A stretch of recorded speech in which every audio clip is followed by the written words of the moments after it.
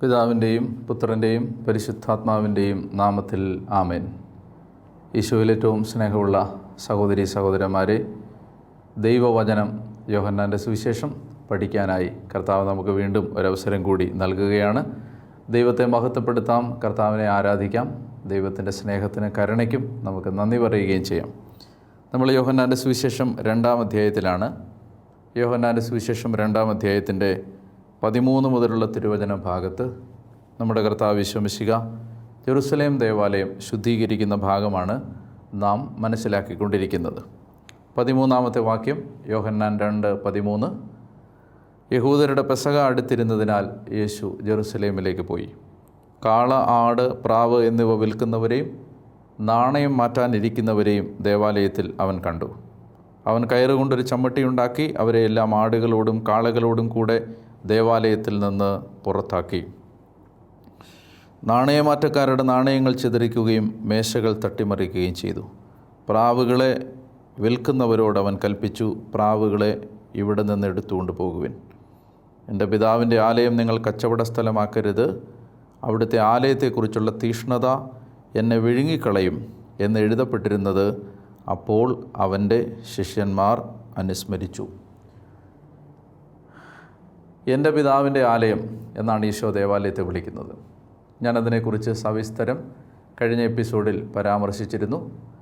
ഓരോ ദേവാലയങ്ങളും ഓരോ ക്രിസ്തീയ വിശ്വാസിയുടെ ഹൃദയവും ഒരു പിതാവിൻ്റെ ഭവനമായി മാറേണ്ടതാണ് എന്ന സൂചന ഈ വചനഭാഗത്തിൽ നിന്ന്, ഈ തിരുവെഴുത്തിൽ നിന്ന് നാം സ്വീകരിക്കേണ്ടതാണ് എന്ന് നാം മനസ്സിലാക്കി. നമുക്ക് മുന്നോട്ട് പോകാനുണ്ട്. ഇവിടെ കർത്താവ് ഈശോ മിശിഹ ദേവാലയം ശുദ്ധീകരിക്കുന്ന ഭാഗം കഴിഞ്ഞ കാനായിലെ കല്യാണ വിരുന്നിൻ്റെ ഭാഗവുമായി ബന്ധപ്പെടുത്തി വേണം മനസ്സിലാക്കാനെന്ന് ഞാൻ സൂചിപ്പിച്ചിരുന്നു. അപ്പോൾ കാനായിലെ കല്യാണ വിരുന്നും ദേവാലയം ശുദ്ധീകരിക്കുന്നതും തമ്മിലുള്ള ബന്ധം എന്താണ്? കാനായിലെ കല്യാണ വിരുന്നിൻ്റെ പ്രമേയം ശുദ്ധീകരണമാണ് എന്ന് നമ്മൾ ചർച്ച ചെയ്തിരുന്നു. എന്നുവെച്ചാൽ മനുഷ്യനെ ബാഹ്യമായി ശുദ്ധീകരിച്ചു കൊണ്ടിരുന്ന പഴയ നിയമ ആചാരങ്ങൾക്ക് അപ്പുറത്തേക്ക് ഒരു മനുഷ്യനെ ആന്തരികമായി വിശുദ്ധീകരിക്കുന്ന, ഒരു മനുഷ്യനെ യഥാർത്ഥ ആത്മീയതയിലേക്ക് കൂട്ടിക്കൊണ്ടുവരുന്ന, മതത്തിൽ നിന്ന് ആത്മീയതയിലേക്ക് സഞ്ചരിക്കാൻ സഹായിക്കുന്ന, ബാഹ്യമായ അനുഷ്ഠാനങ്ങളിൽ നിന്ന് ആന്തരിക ധ്യാനത്തിലേക്ക് പ്രവേശിക്കാൻ സഹായിക്കുന്ന ഒരു പുതിയ നിയമ ആധ്യാത്മികതയുടെ തുടക്കമായിരുന്നു കാനായിലെ കല്യാണ വിരുന്നിലൂടെ യേശു അവതരിപ്പിക്കുന്നത്. അപ്പോൾ അതുമായി ബന്ധപ്പെട്ടിട്ട് വേണം ഈ 2-ാം അധ്യായത്തിൽ തന്നെ ഈശോ ദേവാലയം ശുദ്ധീകരിക്കുന്ന ഭാഗത്തെ നാം മനസ്സിലാക്കിയെടുക്കേണ്ടത്. ദേവാലയം ശുദ്ധീകരിക്കുന്നത് പ്രധാനമായും സൂചിപ്പിക്കുന്നത് കർത്താവ് ഈശോ മിശിഹ ഒരു പുതിയ ആരാധനാ രീതിയെ നിലവിൽ കൊണ്ടുവരുന്നു എന്ന വിധത്തിലാണ്.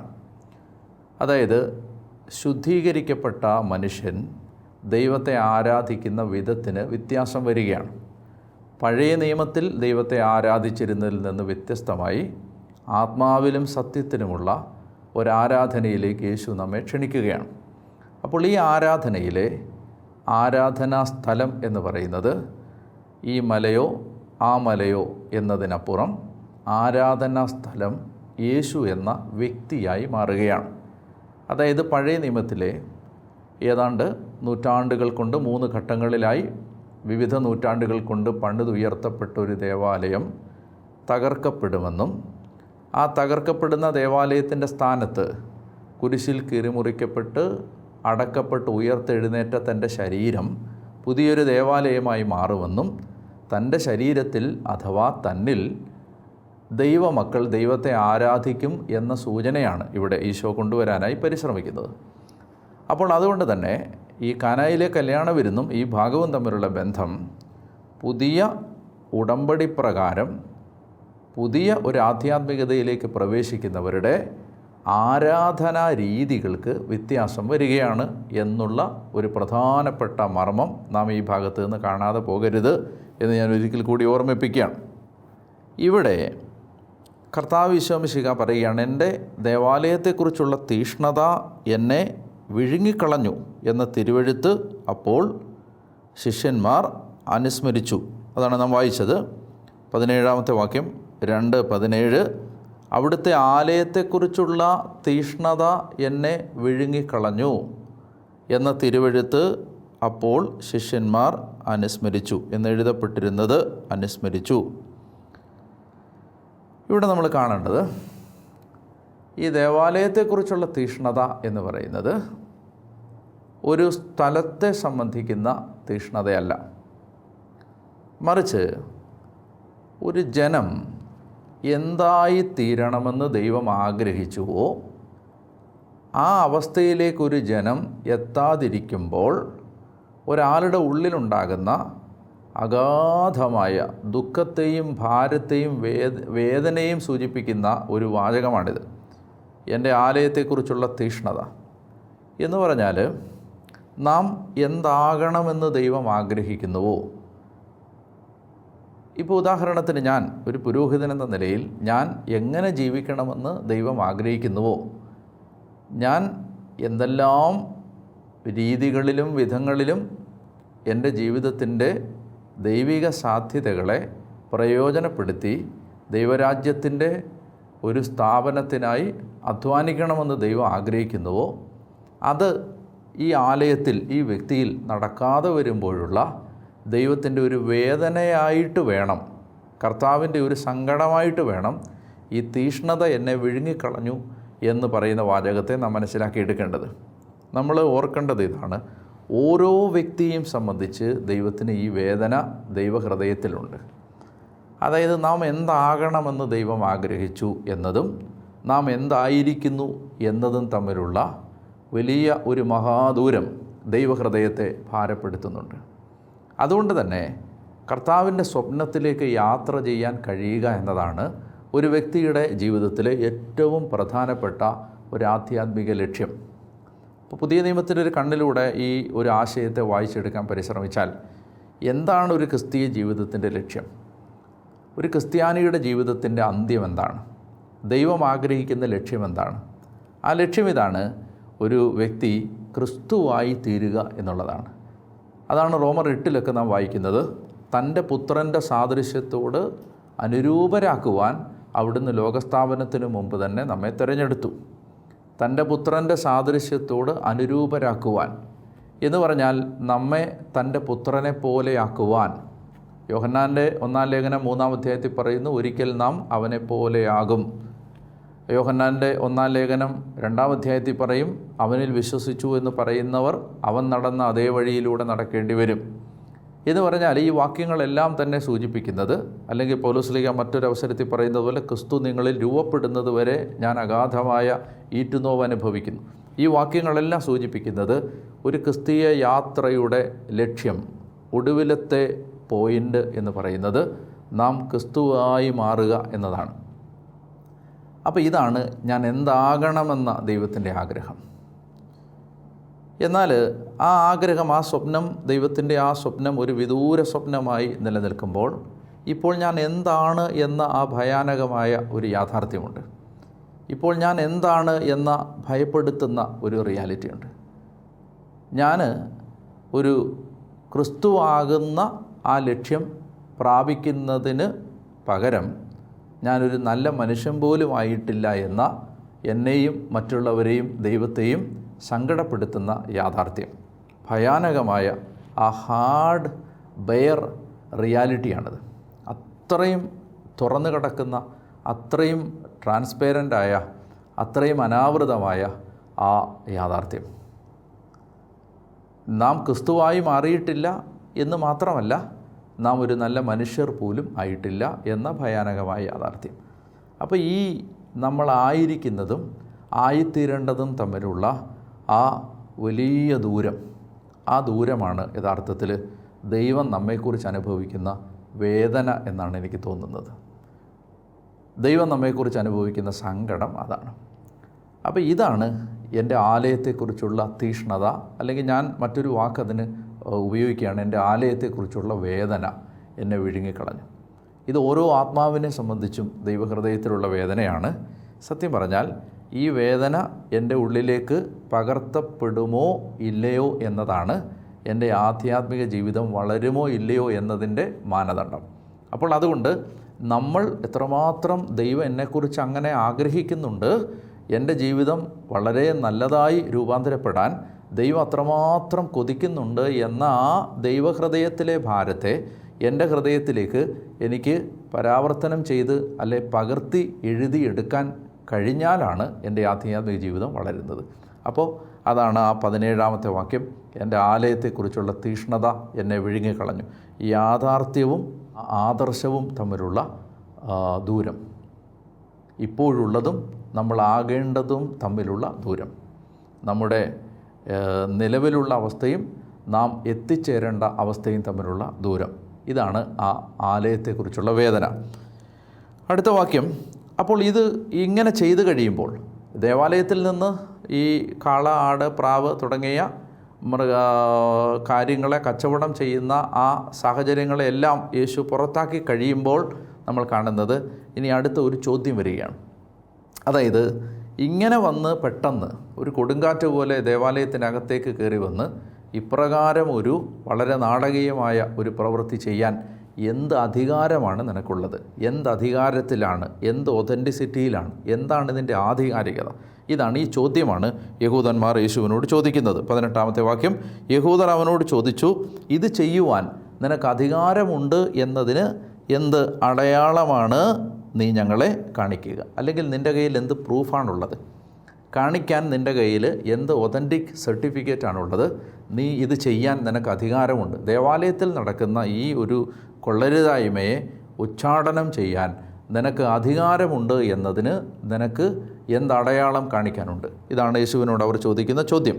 അതായത് നമ്മൾ മനസ്സിലാക്കേണ്ടത് വെറുതെ വന്ന് ഒരു മേശ മറിച്ചിടുക മാത്രമല്ല ഇവിടുത്തെ ഒരു പ്രധാനപ്പെട്ട യേശുവിൻ്റെ പ്രവൃത്തിയുടെ അതിൻ്റെ ഒരു ദൂരവ്യാപകമായ ഫലം. അതായത് ദ ഹോൾ സാക്രിഫീഷ്യൽ സിസ്റ്റത്തെ കർത്താവ് അപ്സെറ്റ് ചെയ്യുകയാണ്. അതായത് കർത്താവ് ഈ മുഴുവൻ ഈ ജെറുസലേം ദേവാലയത്തിൽ നിരന്തരമായി നടന്നുകൊണ്ടിരുന്ന ഈ മുഴുവൻ ബലികർമ്മങ്ങളെയും ആ ബലികർമ്മങ്ങളുടെയും മേശയാണ് മറിച്ചിടുന്നത്. ദ ഹോൾ സാക്രിഫീഷ്യൽ സിസ്റ്റത്തെയാണ് കർത്താവ് ശരിക്കും പറഞ്ഞാൽ അപ്സൈഡ് ഡൗൺ തകിടം മറിക്കുന്നത്. അതായത് ആ നടക്കുന്ന ആ ജെറുസലേം ദേവാലയത്തിൽ അരങ്ങേറിക്കൊണ്ടിരുന്ന ആരാധനാവിധികളെ മുഴുവനാണ് കർത്താവ് കീഴ്മേൽ മറിച്ചിടുന്നത്. അതിനെല്ലാമാണ് യഥാർത്ഥത്തിൽ കർത്താവ് ആ ദേവാലയത്തിൽ നിന്ന് കാസ്റ്റ് ഔട്ട് ചെയ്യുന്നത്, പുറത്താക്കുന്നത്. അപ്പോൾ ഈ കാലാകാലങ്ങളായി, നൂറ്റാണ്ടുകളായി അലംഘനീയമായി കല്ലേ പിളർക്കുന്ന ഉഗ്രശാസന പോലെ ദൈവത്തിൽ നിന്ന് ഈ ശാസനകളും കൽപ്പനകളും സ്വീകരിച്ച മനുഷ്യർ കാലാകാലങ്ങളായി, നൂറ്റാണ്ടുകളായി, തലമുറയായി ഒരു ചെറിയ ഭേദഗതി പോലും വരുത്താൻ ഭയപ്പെട്ട് അനുവർത്തിച്ചുകൊണ്ടിരുന്ന ആചാര രീതികളെ അപ്പാടെ തകിടം മറിക്കാൻ ഒരാൾക്ക്, നസറത്തിൽ നിന്ന് പ്രത്യേകിച്ച് ഊരും പേരും കുടുംബവും മേൽവിലാസവും ഇല്ലാത്ത ഒരാൾക്ക് എന്താണ് അധികാരം? അതുകൊണ്ട് ആ ചോദ്യം നിസ്സാരമായൊരു ചോദ്യമല്ല.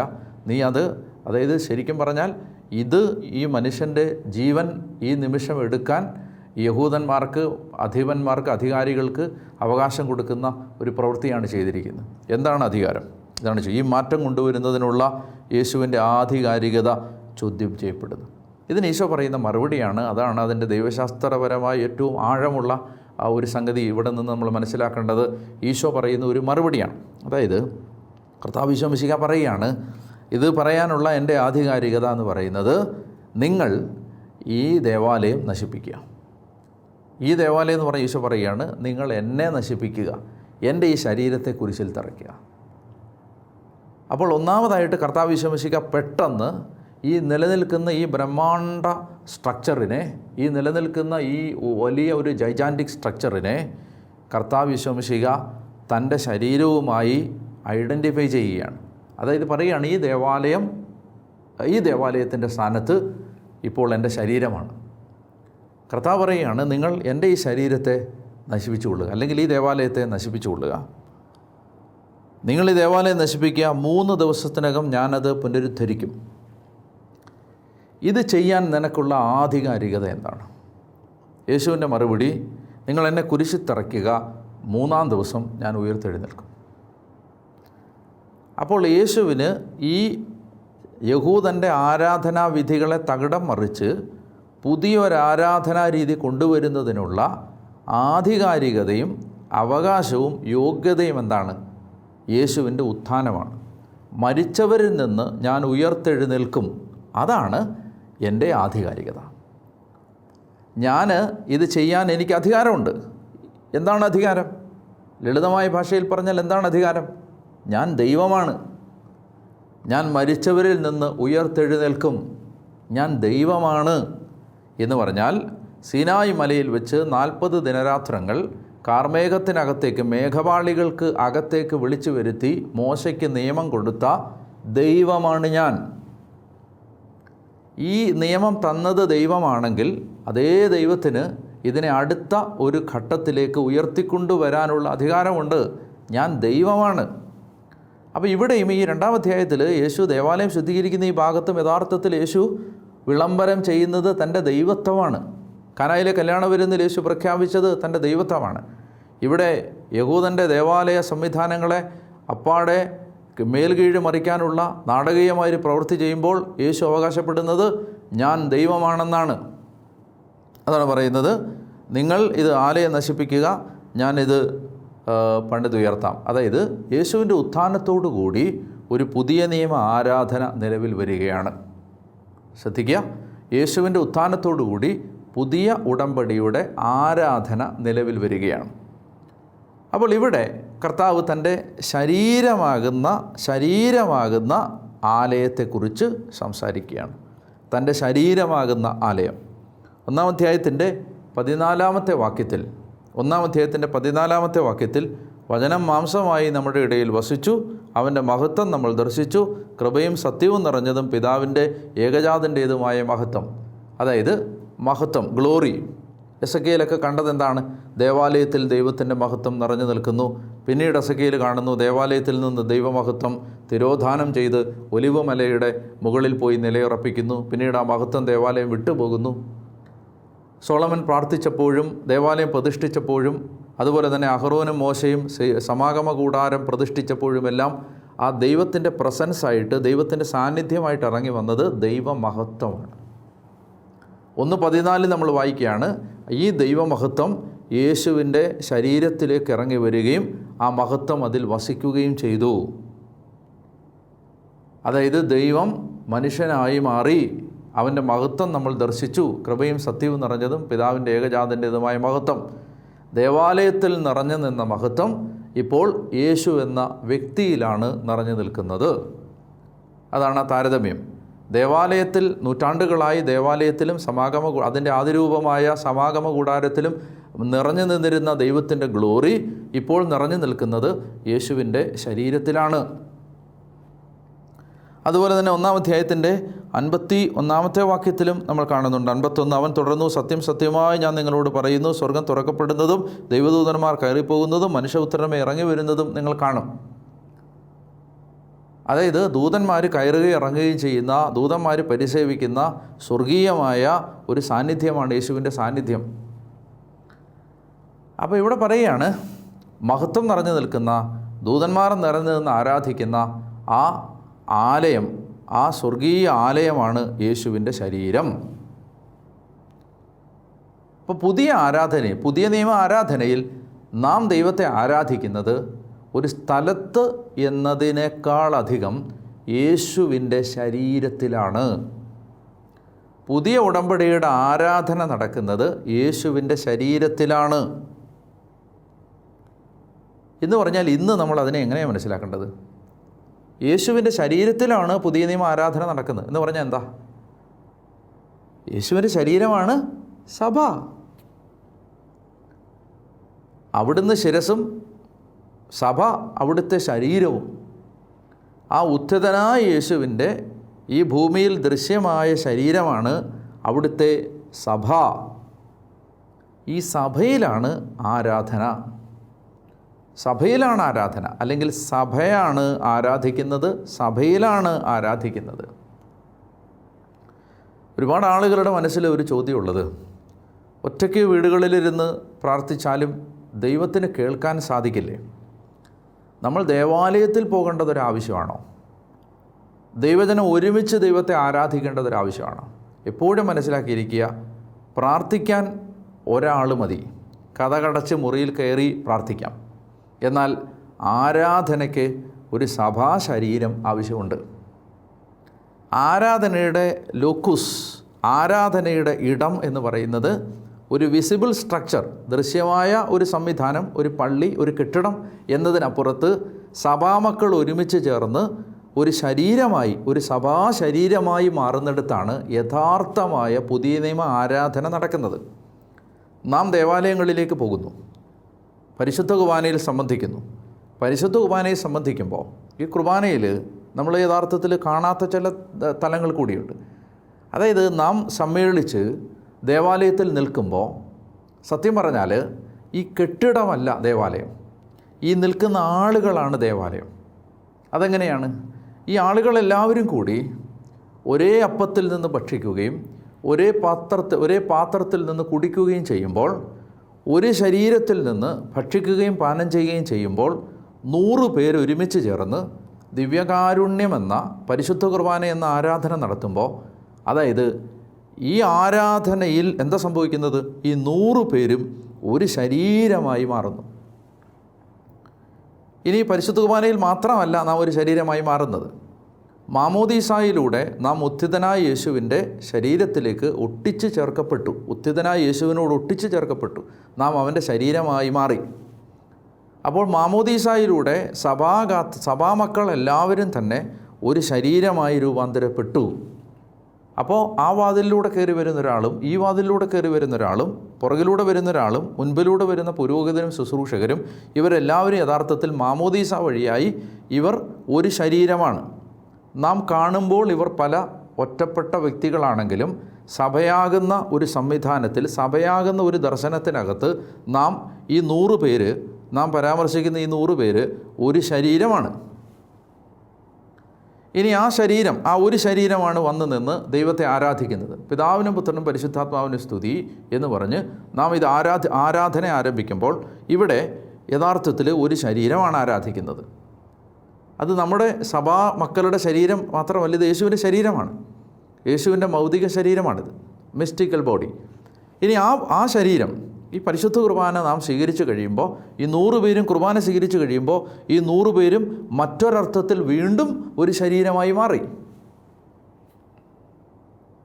അപ്പോൾ ദേവാലയത്തിൽ നിന്ന് പുറത്തേക്ക് പോകുന്നത് കർത്താവിൻ്റെ ശരീരമാണ്. കർത്താവിൻ്റെ ശരീരത്തിൻ്റെ വിവിധ അവയവങ്ങൾ ദേവാലയം വിട്ട് പുറത്തേക്ക് പോകുന്നു. അവർ ചെയ്യുന്ന ഓരോ പ്രവൃത്തിയിലൂടെയും കർത്താവിൻ്റെ ശരീരത്തിൻ്റെ പ്രവൃത്തികൾ ചെയ്യുന്നു. കർത്താവിൻ്റെ അവയവങ്ങളായിട്ട് മാറുന്നു. കർത്താവിൻ്റെ നാവായി സംസാരിക്കുന്നു. കർത്താവിൻ്റെ കരങ്ങളായി ചേർത്ത് പിടിക്കുന്നു. കർത്താവിൻ്റെ കരങ്ങളായി ആശീർവദിക്കുന്നു. അപ്പോൾ ഇതാണ് കർത്താവിൻ്റെ സ്നേഹവുമായി നടന്നു പോകുന്നു.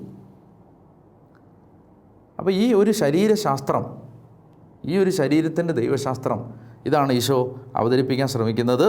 എൻ്റെ ആധികാരികത എന്ന് പറയുന്നത് ഞാൻ മരിച്ച് ഉയർത്തെഴുന്നേൽക്കുകയും എൻ്റെ ശരീരത്തിൽ നിങ്ങൾ ദൈവത്തെ ആരാധിക്കുകയും ചെയ്യും. അപ്പോൾ നമ്മൾ മനസ്സിലാക്കിയിരിക്കുക, യേശുവിൻ്റെ ഉത്ഥാനത്തെക്കുറിച്ച് ഇവിടെ വീണ്ടും പരാമർശം വരികയാണ്. നമ്മൾ കാനായിലെ കല്യാണ വിരുന്നിൽ യേശുവിൻ്റെ ഉത്ഥാനം പരാമർശ വിഷയമായി. എപ്പോഴാണ്? 3-ാം ദിനം. ഇവിടെ യേശു ദേവാലയം ശുദ്ധീകരിക്കുന്ന സമയത്തും ഈശോയുടെ ഉത്ഥാനം ഒരു പ്രബോധന വിഷയമായി മാറുകയാണ്. കർത്താവ് പറയുകയാണ്, ഈ പുതിയ നിയമ ആരാധന നിലവിൽ വരുന്നത് എൻ്റെ ഉത്ഥാനത്തോടു കൂടിയാണ്. അതാണ് ഞാനീ പ്രവർത്തിച്ചതിനുള്ള ആധികാരികത. ഇപ്പോൾ ഞാൻ പറഞ്ഞു വരുന്നത്, നാം സഭയിലാണ് ദൈവത്തെ ആരാധിക്കേണ്ടത്. അതുകൊണ്ട് ഒറ്റയ്ക്ക് പ്രാർത്ഥിക്കുന്നത് നല്ലതാണ്.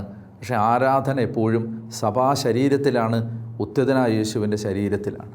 അതുകൊണ്ട് ദേവാലയങ്ങളിൽ പോവുക, പ്രാർത്ഥിക്കുക, ദേവാലയത്തിൽ പോയി പരിശുദ്ധ കുർബാനയിലും ആരാധനയിലും സംബന്ധിക്കുക എന്നുള്ളത് നമുക്ക് ഒഴിവാക്കാനാകാത്ത ഒരു ഘടകമാണ്.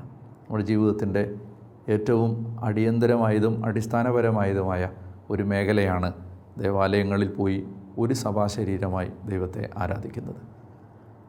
കർത്താവിൻ്റെ കരുണ നിങ്ങൾ ഓരോരുത്തരുടെ മേലും ഉണ്ടാകട്ടെ എന്ന് ഞാൻ പ്രാർത്ഥിക്കുന്നു. ഈശോയുടെ വലിയ സ്നേഹം ഈ വചനം പഠിക്കുന്ന എല്ലാവരിലും ഉണ്ടാവട്ടെ. ഈ വാക്കുകൾ ധ്യാനിച്ചുകൊണ്ടും പ്രാർത്ഥിച്ചുകൊണ്ടിരിക്കുമ്പോഴെല്ലാം കർത്താവിൻ്റെ സ്നേഹം കൊണ്ട് നിറയപ്പെടട്ടെ എന്ന് പ്രാർത്ഥിക്കുന്നു. നിങ്ങളെവിടെയായിരുന്നാലും ദൈവം നിങ്ങളെ അനുഗ്രഹിക്കും. നിങ്ങളുടെ കണ്ണുനീരിലും രോഗങ്ങളിലും പ്രയാസങ്ങളിലും കർത്താവിൻ്റെ കരുണയുണ്ടാവും. ഭവനങ്ങളിലിരുന്ന് നിങ്ങൾ ഈ ശുശ്രൂഷയിൽ ഇപ്പോൾ സംബന്ധിക്കുമ്പോൾ നിങ്ങളായിരിക്കുന്ന ഇടങ്ങളിലെ എല്ലാ സങ്കടങ്ങളുടെ മേലും കർത്താവ് നിങ്ങളെ അനുഗ്രഹിക്കും. കർത്താവിൻ്റെ ഇടപെടലുണ്ടാവും. ദൈവം അനുഗ്രഹിക്കട്ടെ എന്ന് ഞാൻ പ്രാർത്ഥിക്കുന്നു. നന്മ നിറഞ്ഞ മറിയമേ സ്വസ്തി, കർത്താവ് അങ്ങയുടെ കൂടെ സ്ത്രീകളിൽ അങ്ങ് അനുഗ്രഹിക്കപ്പെട്ടവളാവുന്നു. അങ്ങയുടെ ഉദരഫലമായി ഈശോ അനുഗ്രഹിക്കപ്പെട്ടവനാവുന്നു. പരിശുദ്ധ മറിയമേ തമ്പുരാൻ്റെ അമ്മേ, പാപികളായ ഞങ്ങൾക്ക് വേണ്ടി ഇപ്പോഴും ഞങ്ങളുടെ മരണസമയത്തും തമ്പുരാനോട് അപേക്ഷിച്ചു കൊള്ളണമേ. ആമേൻ. പിതാവിനും പുത്രനും പരിശുദ്ധാത്മാവിനും സ്തുതി, ആദ്യം മുതൽ എന്നേക്കും. ആമേൻ.